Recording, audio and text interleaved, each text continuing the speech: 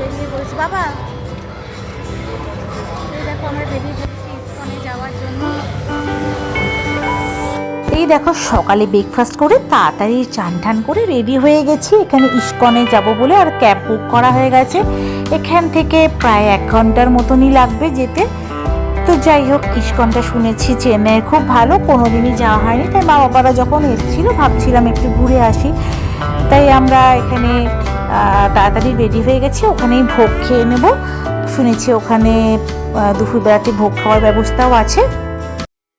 দেখো দেখতে দেখতে প্রায় পৌঁছে গেলাম আমরা ইসকন মন্দিরের। বাইরের পার্কিং এরিয়াটা অনেক জায়গা আছে, তোমরা আরামসে অনেক গাড়ি এখানে পার্ক করতে পারবে।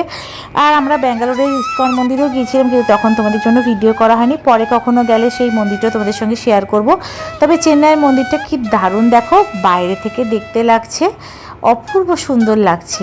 এর তলাতে খাওয়া ব্যবস্থা আছে, দোতলাতে মন্দিরটা, 3 তলাতে ওদের নিজস্ব থাকার জায়গা আছে।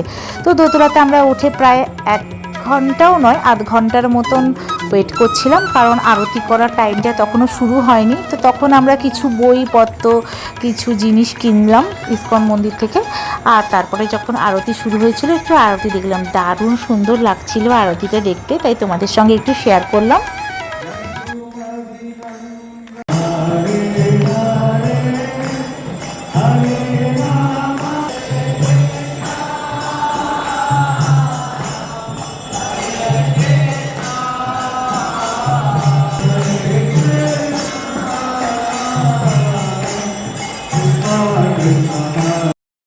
তারপরে মন্দিরের চারদিকটাতে আমরা একটু ঘুরলাম, আর তারপরে ওখানে কুপন দেওয়া হচ্ছিল প্রায় 1টা থেকে। ওখানে আমরা ভোগ খেলাম, ভোগ খাওয়ার পরে লম্বা লাইন দিয়ে ভোগটা দাঁড় করিয়ে, যেমন তোমার মায়াপুরের হয় না যে সমস্ত সবজি বা ভাত তরকারি এরকম, এখানে যেহেতু সাউথ ইন্ডিয়ান, এখানে সাম্বার ডাল তরকারি, এদের সাউথ ইন্ডিয়ান ভোগই দিয়েছিল।